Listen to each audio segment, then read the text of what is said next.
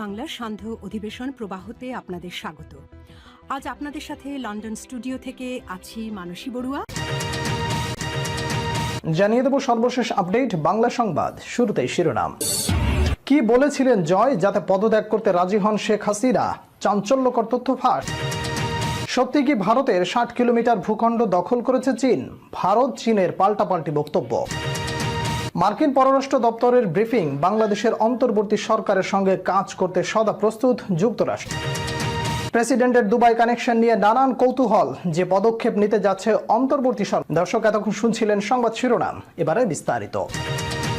Doctor ইউনূসের নেতৃত্বাধীন বাংলাদেশের অন্তর্বর্তীকালীন সরকারের সঙ্গে কাজ করার আগ্রহ ব্যক্ত করেছে যুক্তরাষ্ট্র।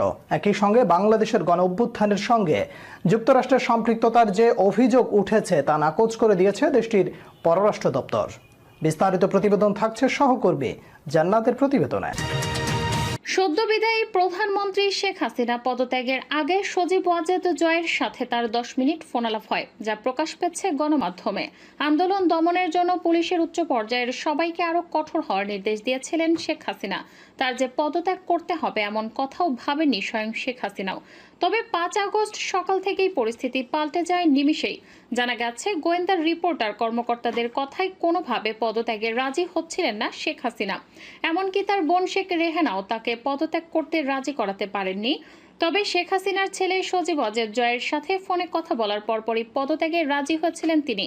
কি এমন বুঝিয়েছিলেন জয় যাতে নিজের সিদ্ধান্তে একরোখা বলে খ্যাত শেখ হাসিনা পদত্যাগে রাজি হয়ে গেলেন? বিভিন্ন গণমাধ্যমে প্রকাশিত প্রতিবেদন বিশ্লেষণ করে দেখা গেছে, সেদিন সকাল থেকেই ঘোলাটে পরিস্থিতি ছিল গণভবনে। সকাল 10:30টায় সশস্ত্র বাহিনীর ঊর্ধ্বতন কর্মকর্তাদের সঙ্গে বৈঠকে বসেন শেখ হাসিনা। এই বৈঠকে আন্দোলন দমাতে ব্যর্থ হওয়ায় নিরাপত্তা কর্মকর্তাদের ভর্ৎসনা করেন তিনি। এ সময় তিনি যে কোনো মূল্যে আন্দোলন থামানোর নির্দেশ দেন। কিন্তু আরও রক্তপাত এড়াতে সশস্ত্র বাহিনী তার এই নির্দেশ পালনে অস্বীকৃতি প্রকাশ করে। 3 বাহিনীর প্রধান এবং পুলিশের আইজি তাকে দেশের বাস্তব চিত্র বিশ্লেষণ করে পদত্যাগ ছাড়ার কোনো উপায় নেই বলে জানান। কিন্তু তিনি পদত্যাগ করবেন না বলে নিজের অবস্থানে অনড় থাকেন। শেখ হাসিনাকে জানানো হয়, ইতিমধ্যে ঢাকার প্রতিটি প্রবেশ মুখে লাখ লাখ মানুষ অবস্থান করছে। অনেক মানুষের ওপর গুলি চালানো হচ্ছে, কিন্তু মানুষ সরছে না, বরং আরও বাড়ছে তাদের সংখ্যা। সকাল থেকে 100 জনের বেশি নিহত হচ্ছে। ঢাকা আর 1.5 থেকে 2 ঘন্টার মধ্যে দখলে চলে যাবে আন্দোলনকারীদের। জানা গেছে, পদত্যাগের প্রস্তাবে শেখ হাসিনা রেগে গিয়েছিলেন। প্রস্তাব প্রত্যাখ্যান করে অফিসারদের ধমকাধমকিও করেছিলেন তিনি। বলেছিলেন, তোমাদের জন্য আমি কি না করেছি, আর এখন তোমরা নিজেদের পিঠ বাঁচাতে চাইছো। তার এমন প্রতিক্রিয়ায় শেখ হাসিনার বোন শেখ রেহানার সঙ্গে গণভবনের ভিন্ন এক পক্ষে কথা বলেন কর্মকর্তারা, কিন্তু শেখ রেহানাও বড় বোনকে বোঝাতে ব্যর্থ হন। এরপর ফোন করা হয় যুক্তরাষ্ট্রে থাকা শেখ হাসিনার ছেলে সজীব ওয়াজেদ জয়কে। তিনি কর্মকর্তাদের সঙ্গে প্রথমে সরকারকে রক্ষা করতে তাদের ব্যর্থতার কথা তোলেন। জয় নিজেও শুরুতে পদত্যাগে রাজি ছিলেন না, তবে শেখ হাসিনার জীবনের নিরাপত্তা দেওয়া সম্ভব হবে না এবং বড় রকমের মৃত্যু ঝুঁকি আছে এমন পরিস্থিতি জয়ের সামনে তুলে ধরা হলে তিনি পরিস্থিতির গুরুত্ব বুঝতে পেরে মায়ের সঙ্গে কথা বলেন। বিভিন্ন সূত্রে জানা যায়, শেখ হাসিনা ও তার পুত্র জয়ের ফোনালাপ হয় মিনিট 10-এর মতো। ফোনে জয় তার মাকে বোঝান যে এই মুহূর্তে কোনোভাবেই গণভবনে থাকা তার জন্য নিরাপদ নয়, এমনকি দেশে অবস্থান করাও বিপজ্জনক হতে পারে। তাই যে কোনোভাবে হোক ভারতে চলে যাওয়ার কথা বলেন জয়। ভারতে না গেলে আওয়ামী লীগ ধ্বংস হয়ে যাবে। শেখ হাসিনা বেঁচে না থাকলে আওয়ামী লীগের হাল ধরার কেউ থাকবে না, এমন কথাও বলেছিলেন সজীব ওয়াজেদ জয়।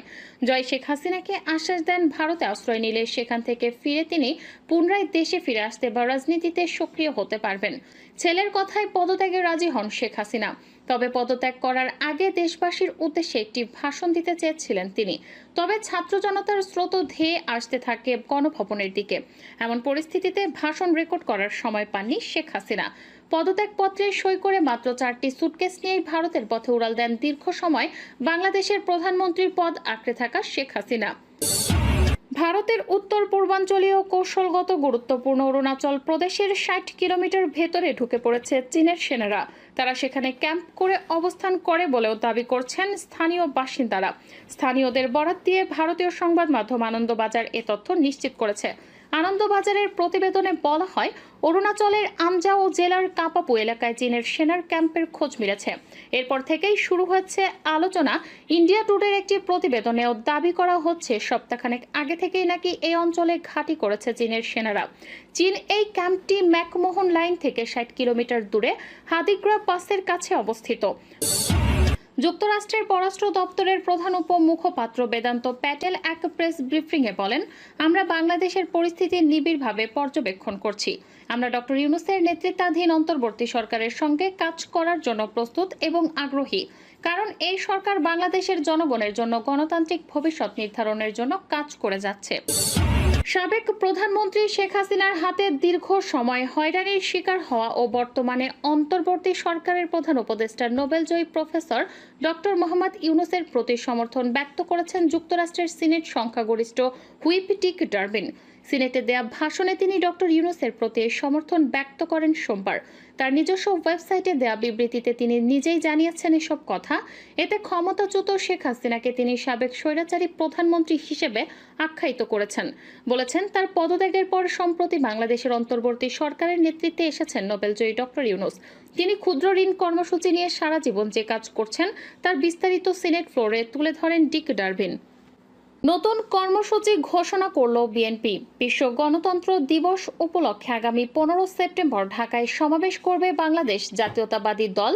এছাড়াও বিগত প্রায় 16 বছরে আওয়ামী লীগের আমলে দলীয় নেতাকর্মী সহ যেসব ব্যক্তি গুম, খুন ও নির্যাতনের শিকার হয়েছেন তাদের পরিবারের সদস্যদের নিয়ে ঢাকায় আলাদা সমাবেশের আয়োজন করবে দলটি। দলটির সর্বোচ্চ নীতি নির্ধারণী ফোরাম জাতীয় স্থায়ী কমিটির সভায় এ সিদ্ধান্ত নেওয়া হয়। সমাবেশ সফল করতে বিএনপির স্থায়ী কমিটির সদস্য অধ্যাপক ডক্টর এজেড-এম জাহিদ হোসেনকে সমন্বয় করে একটি কমিটি গঠন করা হয়েছে। এবার ফেঁসে যাচ্ছেন রাষ্ট্রপতি শাহাবুদ্দিন চুপ্পু। প্রেসিডেন্ট মোহাম্মদ শাহাবুদ্দিনের মালয়েশিয়ায় সেকেন্ড হোম, দুবাইতে পার্টনারশিপ ব্যবসা এবং সংযুক্ত আরব আমিরাতে রেসিডেন্সি থাকার খবরে নড়েচড়ে বসেছে অন্তর্বর্তীকালীন সরকার। সামাজিক যোগাযোগ মাধ্যমে এ নিয়ে রীতিমতো তোলপাড় চলছে। বিশেষ করে প্রেসিডেন্টের দুবাই কানেকশন নিয়ে দেখা দিয়েছে নানা কৌতূহল। মানবজমিনের অনুসন্ধান বলছে, গত মার্চে সর্বশেষ দুবাই সফর করেন প্রেসিডেন্ট মোহাম্মদ শাহাবুদ্দিন। সে সময় দুই রাষ্ট্রের যথাযথ প্রটোকলে তিনি পরিবার পরিজন নিয়ে সেখানে 2 রাত কাটান। পরিভ্রমণ করেন সংযুক্ত আরব আমিরাতের আকাশচুম্বী ভবন বুর্জ আল খলিফা। তার সম্মানে ছিল রিভার ক্রুজ এবং গালা ডিনারের আয়োজন, যেখানে আরব আমিরাতে বড় বিনিয়োগকারী প্রেসিডেন্ট পুত্র আরশাদ আদনান রনি অংশ নেন। দায়িত্বশীল কূটনৈতিক সূত্র মতে, বিদেশে প্রেসিডেন্টের সহায় সম্পত্তি থাকার তথ্যের প্রাথমিক সত্যতা নিশ্চিত হওয়ার পর সরকারের একাধিক সংস্থা বিস্তৃত তদন্ত শুরু করেছে। বিষয়টি নিয়ে কথা বলেছেন অন্তর্বর্তী সরকারের পররাষ্ট্র উপদেষ্টা মোহাম্মদ তৌহিদ হোসেন। পররাষ্ট্র মন্ত্রণালয় উপদেষ্টা বলেন, বিষয়টি খুবই সংবেদনশীল। সরকারের যথাযথ কর্তৃপক্ষ এটা দেখছে। অন্তর্বর্তী সরকারের প্রধান উপদেষ্টা অধ্যাপক ডক্টর মোহাম্মদ ইউনূসের সঙ্গে বাংলাদেশে নিযুক্ত নেদারল্যান্ডসের রাষ্ট্রদূত ইরমা ভ্যান ডুরেন সৌজন্য সাক্ষাৎ করেছেন। ঢাকায় রাষ্ট্রীয় অতিথি ভবন যমুনায় এ সাক্ষাৎ অনুষ্ঠিত হয়।